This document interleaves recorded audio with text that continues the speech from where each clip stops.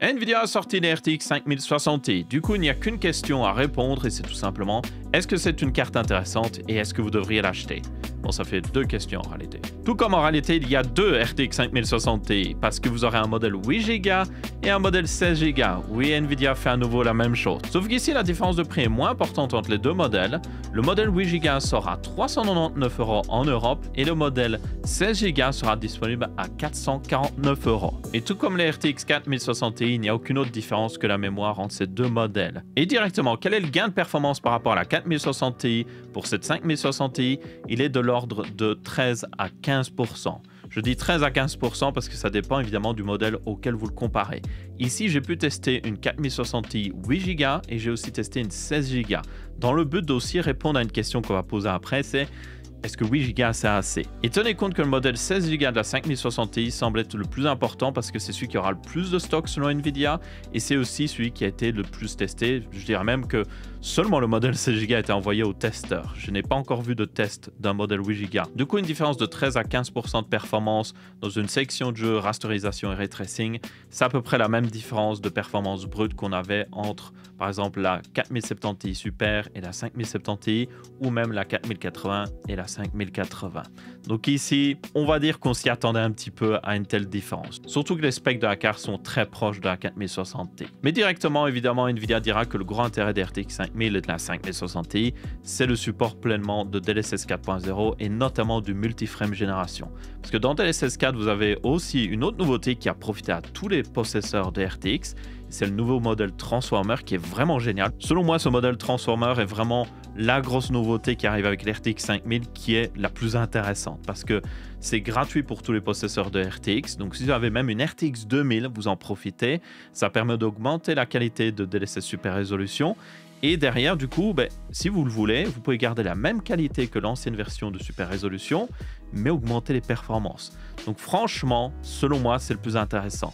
Multiframe génération, par contre, qui a été énormément utilisé dans le marketing, même beaucoup trop selon moi, là c'est beaucoup plus discutable. Et du coup, j'ai fait un test, parce que oui, évidemment, si vous activez Multiframe génération, surtout en mode x4, vous avez 2 fois plus de performance que dans le mode x2.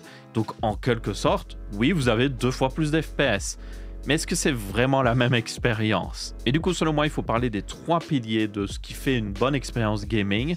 Et à peu près toute l'industrie est d'accord sur le fait que, premièrement, vous avez le FPS moyen, tout simplement. Combien vous avez d'FPS dans un jeu. Donc, si vous passez de 100 FPS à 150 FPS avec une nouvelle carte graphique, évidemment, là, votre expérience sera meilleure. Ensuite, le deuxième pilier, c'est évidemment la latence. Et en général, jusqu'à maintenant, la latence allait de pair avec le FPS moyen. Parce que plus vous aviez de FPS moyen, si vous passiez à 200, 300 FPS, plus la latence diminuait. Donc la latence de rendu. Le temps qu'il faut pour que quand vous appuyez sur le bouton de votre souris, que vous appuyez sur votre clavier, il se passe quelque chose à l'écran, et bien ça diminuait évidemment plus vous aviez de FPS. Et le troisième point très important, c'est juste la qualité d'image, tout simplement. Si vous augmentez la résolution de votre jeu, si vous augmentez le profil graphique, la qualité augmente, mais le FPS diminue. Et du coup, l'expérience de jeu dépend de ces 3 piliers. Vous pouvez choisir d'avoir plus de qualité, mais moins de FPS, ou plus de FPS et une meilleure latence, mais moins de qualité. Maintenant, avec l'introduction de notamment DLSS et DLSS Super Résolution, ça a un petit peu changé. Alors pour moi, actuellement, surtout avec le modèle Transformer, DLSS Super Résolution vous donnera plus de FPS, ça vous donnera moins de latence parce que vous avez plus de FPS, et c'est des vrais FPS parce que je parle ici de super résolution. C'est la technologie qui fait le rendu du jeu à une plus basse résolution et puis le remet à la résolution native de votre écran. Je ne parle pas encore de frame génération et de multiframe génération. Et puis le dernier point, c'est la qualité. Et là, avec le modèle Transformer, selon moi, surtout si vous vous mettez en mode qualité justement, pour moi la qualité est la même qu'en natif et même dans certains cas même meilleure. Donc dans le pire des cas, c'est juste équivalent. Mais vous avez quand même un gain en FPS et surtout une réduction de la latence. Donc super résolution avec le modèle Transformer, pour moi c'est juste génial. Et c'est pour ça que je dis que c'est vraiment le gros intérêt de DLSS 4.0. Maintenant, frame génération et multiframe génération, c'est là aussi plus discutable. Parce que oui, ça va augmenter le FPS moyen. On l'a vu dans les graphes d'Nvidia, dans mes graphes aussi, ça fait x2 quand vous mettez en mode x4 par rapport au mode x2. Et ça fait même 4 fois plus de FPS comparé à une carte qui n'aurait pas de frame génération ou de multiframe génération. Donc là, vous dites, oh, c'est 4 fois mieux du coup. Oui, mais derrière, le problème, c'est que même si le FPS moyen a augmenté, vous avez toujours à peu près la même latence de rendu. Vous avez Digital Foundry qui a fait même d'ailleurs des tests là-dessus avec des appareils qui permettent de vraiment voir la latence de rendu. Et en général, activer frame génération ou multi-frame génération peut rajouter 1 voire 2 millisecondes de délai en plus, ce qui n'est pas énorme selon moi. C'est vraiment, la plupart des gens ne le remarqueront pas.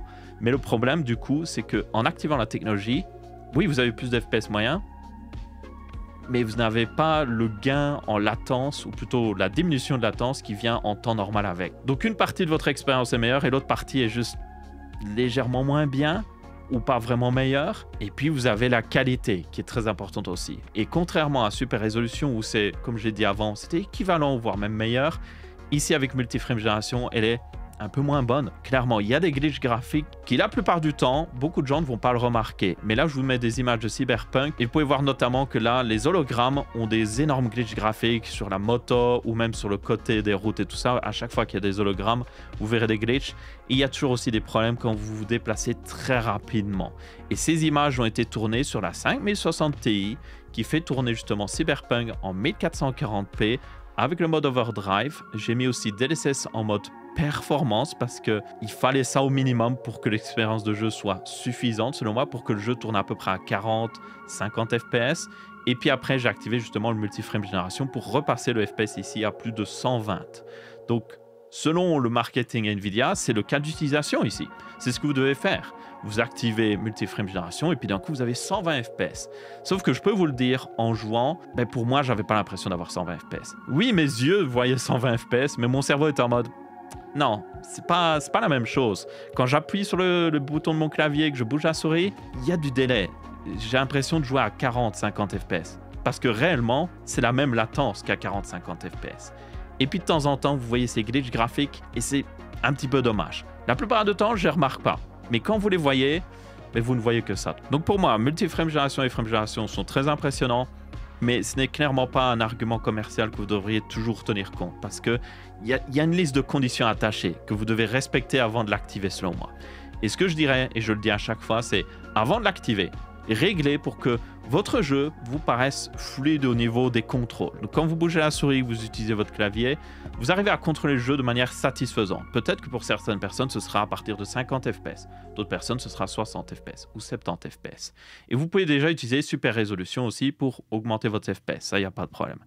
Ensuite, et seulement ensuite quand vous avez fait ça, vous activez le multi-frame génération ou le frame génération et vous l'activez pour faire en sorte que vous atteigniez le taux de rafraîchissement de votre écran ou en tout cas vous en rapprochiez le plus possible. Donc si vous tournez à 60 fps, c'est satisfaisant pour vous et que vous avez un écran 180 Hz, mais vous mettez le mode x3 parce que le mode x3 vous donnera à peu près 150-180 fps. Et là vous êtes bon. Donc dans les jeux vidéo, pas un énorme upgrade. Multi-frame génération peut, oui, vous permettre d'avoir plus d'FPS dans certains cas, mais avec des conditions que je viens de citer avant. Donc maintenant, il reste l'aspect professionnel. Et là, cette 5060 Ti est plutôt impressionnante. Tout comme les autres RTX 5000, le gain au niveau des programmes professionnels par rapport à RTX 4000 n'est pas négligeable. Il est plus important en tout cas que les gains en gaming. Donc là, j'ai testé un rendu sur DaVinci Resolve. Donc ça avait pris un peu plus de 50 minutes avec la 4060 Ti 16 Go. Là, on est passé à 45 minutes plus ou moins de rendu avec la 5060 Ti. C'est un projet très lourd avec des fichiers 4K en H265 422 pour ceux qui se demandent. Et puis après, nous avons évidemment Blender qui est un programme très populaire. Vous avez même le dernier film Flow avec le chat là a été fait sous Blender, donc ça devient un programme qui est très utilisé, qui est aussi open source, il faut le savoir. Donc franchement, moi j'adore Blender. Et là, la 5060 Ti arrive à atteindre plus ou moins 1442 samples par rapport aux 1299 de la 4060 Ti 16 Go. Vous avez aussi viré où là le score augmente énormément. On est à 4181 points avec le benchmark intégré. Puis après, on a D5 Render où on a un petit gain qui n'est pas négligeable, mais pas non plus l'un des plus grands. Et puis j'ai fait aussi un petit peu des tests de LLM. Donc des Large Language Model, et là aussi on a un gain assez important justement sur cette 5060 Ti par rapport à la 4060 Ti. Donc au niveau professionnel, là selon moi clairement, si vous avez une 3060 Ti, ça peut valoir la peine de passer à cette 5060 Ti 16 Go. Le modèle 8 Go par contre, plus discutable. Et justement, vu qu'on parle de VRAM, il faut parler de ce fameux débat de est-ce que 8 Go de VRAM c'est suffisant sur une carte graphique qui vaut plus de 400 € en 2025? Et pour moi, le débat ne devrait même pas exister, honnêtement. Il a été clairement créé par Nvidia qui, on va le dire, est assez radin au niveau de la quantité de VRAM. Je sais qu'ils essaient de garder le coût des cartes graphiques plus bas, mais quand vous voyez que la différence de prix entre le modèle 8 Go de ces 5060 Ti et le modèle 16 Go est de 50 €, c'est-à-dire que 8 Go de GDDR7 coûte littéralement, normalement, maximum 50 €. Mais certainement dans ces 50 €, il y a une marge d'NVIDIA, il y a une marge du constructeur de RAM aussi, bon ça c'est logique, et aussi peut-être les partenaires NVIDIA. Donc en réalité, c'est certainement même moins que 50 €. Donc pour moi, mettre 50 € en plus pour que la carte graphique soit vraiment, on va dire, future-proof, ça vaut totalement la peine. Et pour moi, Nvidia devrait arrêter d'être radin sur la quantité de VRAM parce que oui, ça permet de garder le coût de la carte graphique un petit peu plus bas, mais au prix de beaucoup de problèmes certainement dans le futur. Et c'est justement là que j'ai fait mes tests. Alors, j'ai pas un modèle 8 Go à 5060 Ti. Je pense qu'aucun reviewer n'en a eu. Il faudra attendre que des reviewers arrivent à aller en acheter en magasin, ce qui devrait pas prendre beaucoup de temps. Mais j'ai un modèle 8 Go de la 4060 Ti ainsi qu'un modèle 16 Go qui m'a été prêté par Asus. D'ailleurs, merci Asus pour m'avoir permis de faire ce test parce que c'est sur moi très intéressant. Et dans tous les jeux que j'ai testés, mais vous verrez que la différence de FPS moyen, elle est juste de 2%. Et 2%, c'est pas grand-chose. Beaucoup de gens diraient même que c'est pratiquement dans la marge d'erreur. Et je suis assez d'accord que oui, c'est pas énormément. Mais le problème, c'est que c'est le FPS moyen. Ça ne représente pas non plus les 1%. Ça ne représente pas les pires FPS et surtout la situation au niveau lag spike. Alors dans certains jeux, vous n'aurez aucun problème. Les performances sont exactement les mêmes entre une 4060 Ti 8 Go et 16 Go. C'est le cas dans Black Myth ou Wukong. Mais dans d'autres jeux, par contre, on voit des choses un petit peu bizarres. Et du coup là, afin de bien illustrer, ça c'est mon programme de test que j'utilise, qui est CapFrameX. Et vous pouvez voir que j'ai testé évidemment la 4060 Ti 16 Go et la 4060 Ti 8 Go. Dans Cyberpunk, le FPS moyen est pratiquement le même. Il y a juste une différence de 2% encore une fois. Mais par contre, vous pouvez voir que le 1%, lui, est largement différent. On a une différence ici de 39%, ce qui est abusé. Et si on regarde justement l'évolution du FPS pendant le benchmark, vous pouvez voir qu'il y a des lag spikes. C'est quand le graphique augmente énormément, c'est-à-dire que le jeu prend plus de temps pour faire le rendu d'une image. Donc ça, en général, c'est indicatif d'un lag spike et ce n'est pas bon. Vous ne voulez pas ça. Donc là, si on regarde les deux benchmarks, alors je vais les changer de couleur pour que vous voyez mieux. Et du coup, en jaune, vous avez le modèle 16 Go et en bleu, vous avez le modèle 8 Go. Alors, des fois, oui, il y a des lag spikes qui arrivent aussi sur le modèle 16 Go alors que le modèle 8 Go n'a pas de problème. Il y a un petit peu de la variance entre les benchmarks, c'est tout à fait normal. C'est pour ça que je le fais plusieurs fois. Mais comme vous pouvez voir ici, surtout si je cache le jaune et que je le remets, pour que vous puissiez un petit peu mieux voir. Et que oui, il y a des lag spikes aussi sur le modèle 16 Go, mais il y en a beaucoup plus sur le modèle 8 Go. Et c'est ça qui cause justement ce problème de diminution des 1% low. Et donc ça introduit des lag spikes et ça réduit votre expérience de jeu. Il y a d'autres jeux où c'est pire, notamment Indiana Jones. Il a un mode où vous pouvez activer le path tracing et je peux vous dire, activer ce mode path tracing est impossible sur le modèle 8 Go. Le menu disparaît parce que les développeurs savent que c'est juste pas assez de VRAM.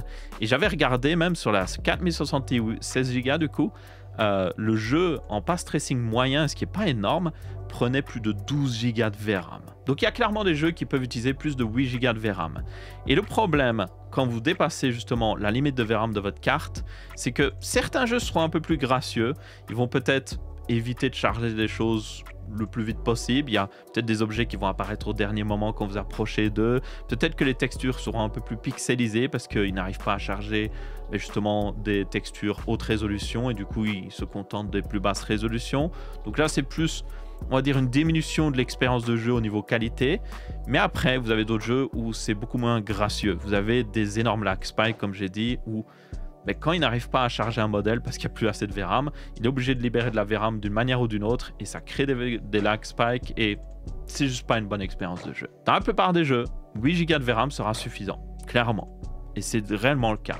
Mais le problème, c'est qu'il y a de plus en plus de jeux qui ont besoin de plus de 8 Go de VRAM, surtout en 1440p. Et ce nombre de jeux va augmenter avec le futur. dans 1 an, 2 ans, il y en aura encore beaucoup plus. Ce sera un plus gros pourcentage des nouveaux jeux qui sortent. Et du coup, votre nouvelle 5060 Ti, 8 Go, mais elle aura de plus en plus de problèmes dans certains jeux où vous aurez une expérience de jeu qui sera moins bonne. Oui, le FPS moyen paraît être le même, mais en réalité, c'est pas la même expérience de jeu. Maintenant, je tiens à préciser au niveau du débat VRAM que AMD va faire exactement la même chose.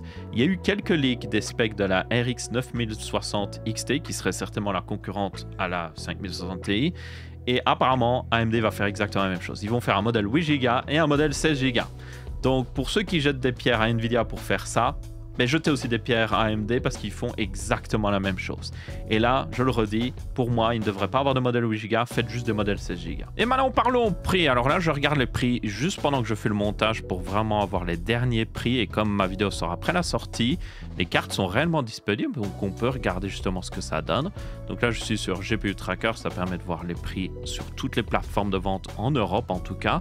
Et on peut descendre jusqu'à la 5060 Ti qui est juste ici. Et vous pouvez voir que oui, il y a bien un modèle. Alors si vous cliquez dessus, en réalité c'est 399 €. Il y a peut-être une promotion pendant quelques temps qui la mettait à 392, mais il y a bien un modèle 8 Go qui est au prix annoncé par Nvidia. Mais c'est le seul et c'est en Allemagne où en général les prix sont beaucoup plus respectés. Si vous regardez ici, toutes les autres cartes, il y en a, mais c'est juste qu'elles ne sont pas en stock, pas du tout de stock. LDC, pas de stock. Et puis après, on passe à des modèles plus chers encore parce que c'est des modèles OC certains et aucun stock encore une fois. Et puis quand seulement on arrive à du stock pour un modèle encore une fois 8 Go sur Amazon.fr, il est à 439 €. Donc là, le prix n'est pas du tout respecté. Même chose avec PowerLab.fr, Infomax non plus. Et c'est tous des modèles qui sont censés être des modèles de base. Bon, celui-là est OC, mais les duals, c'est censé être des modèles de base. Vous pouvez voir que on n'est pas au prix de base. Et si on descend plus bas, on voit les modèles 16 Go commencer à apparaître à leur prix normalement annoncé, donc 499 ou 450 ici. Mais il n'y en a aucun, encore une fois, en stock. Et le seul modèle qui est en stock, par contre, est sur Azerty.nl et il est à 469 €. Donc les prix ne sont pas totalement respectés. Il y a toutefois du stock, donc là je ne comprends pas trop pourquoi justement. Nous avons du stock, mais les prix ne sont pas respectés sur des modèles qui sont censés de base. Un modèle Inno 3D Twin X2, c'est un modèle de base. Il n'y a même pas OC dans le nom et tout ça, mais il n'est pas vendu 449 €. Donc ma foi, c'est un petit peu mieux que les autres RTX 5000 où les prix étaient clairement pas respectés. Là on est pas trop loin, mais c'est peut-être aussi indicatif du fait que, premièrement, il y a plus de stock pour ces RTX 5060 Ti, parce qu'NVIDIA a eu plus de temps de faire du stock, et normalement, la carte aurait dû être certainement annoncée lors du GDC le mois dernier, mais le lancement a clairement été retardé pour avoir certainement plus de stock, ce qui n'est pas une mauvaise chose selon moi. Clairement, retarder un lancement pour être sûr d'avoir du stock, il faut que plus de marques le font. Ça sert à rien de faire un lancement et puis qu'il n'y a aucun stock derrière. Mais clairement, par contre, même s'il y a du stock, les prix ne sont pas forcément respectés. Et ça, c'est un problème, selon moi, qui devrait être clairement réglé. Et pour ceux qui se demandent quelles sont les cartes que vous pouvez acheter et qui concurrencent du coup cette 5060 Ti entre 400 et 500 €, alors vous avez la 7700 XT d'AMD qui est en théorie moins performante que cette 5060 Ti selon les chiffres qu'on sait d'internet et qui est vendue 398 €. Et puis vous avez la 7800 XT qui elle serait certainement plus puissante et qui est vendue à peu près le même prix. Mais pour moi la 7800 XT, oui, elle est plus performante, mais c'est surtout dans les jeux rasterisation. Si vous activez le ray tracing, là les performances s'effondrent très très vite. Donc comme le ray tracing commence à être vraiment important, même la Switch 2 a du ray tracing maintenant, vous avez même des jeux comme Indiana Jones qui requièrent le ray tracing par défaut. Je pense que c'est quand même important en 2025, si vous achetez une nouvelle carte, qu'il y ait quand même des performances respectables en ray tracing. Donc les RX 9000 jusqu'à maintenant sont plutôt bonnes là-dessus, pas aussi bonnes qu'NVIDIA, mais elles sont respectables. Mais par contre les RX 7000, c'était vraiment pas ça. Donc là selon moi la 5060 Ti, surtout le modèle 16 Go, est la meilleure carte que vous pouvez acheter entre 400 et 500 €. Maintenant, est-ce que ça veut dire que vous devriez l'acheter? Pas si sûr. Du coup, c'est l'heure de la conclusion. Pour moi, la 5060 Ti de Nvidia n'est clairement pas une carte impressionnante. Si vous avez déjà une 4060 Ti, ça semble logique. Ça ne vaut pas la peine de mettre à jour votre PC et d'acheter une 5060 Ti. Mais je dirais même que si vous avez une 3060 Ti, ça ne vaut pas non plus la peine. Parce que je rappelle que la 4060 Ti n'évoluait pas beaucoup par rapport à la 3060 Ti. Elle avait un gain de performance qui était de genre 10%. Donc 10% plus les 15% qu'on a ici, c'est-à-dire que la différence avec une 3060 Ti, que je n'ai pas ici pour faire des tests, mais la différence serait de 25 à 30% grand maximum. Donc franchement, si vous avez une 3060 Ti, gardez-la encore quelques temps. Soit attendez de voir ce que va faire AMD, parce que je suis curieux de voir un petit peu quand même s'ils copient un petit peu la même chose qu'NVIDIA avec les 8Go et 16Go de VRAM, mais bon, bref. Et aussi, peut-être attendez d'économiser pour prendre un modèle de carte beaucoup plus intéressant. Peut-être la RX 9070. Ou peut-être avoir un bon deal sur une 4070 d'occasion ou une 4070 Super qui, selon moi, serait clairement beaucoup plus intéressante pour le prix. Donc ma foi, oui, la 5060 Ti est techniquement la meilleure carte que vous pouvez acheter vers 400-450 €. Mais pour moi, vous ne devriez pas l'acheter. Merci à tous d'avoir regardé cette vidéo. Si vous l'avez apprécié, vous pouvez laisser un pouce bleu. Si ce n'est pas le cas, vous pouvez laisser un pouce rouge. On se retrouvera pour une prochaine vidéo. Je vous dis ciao, ciao.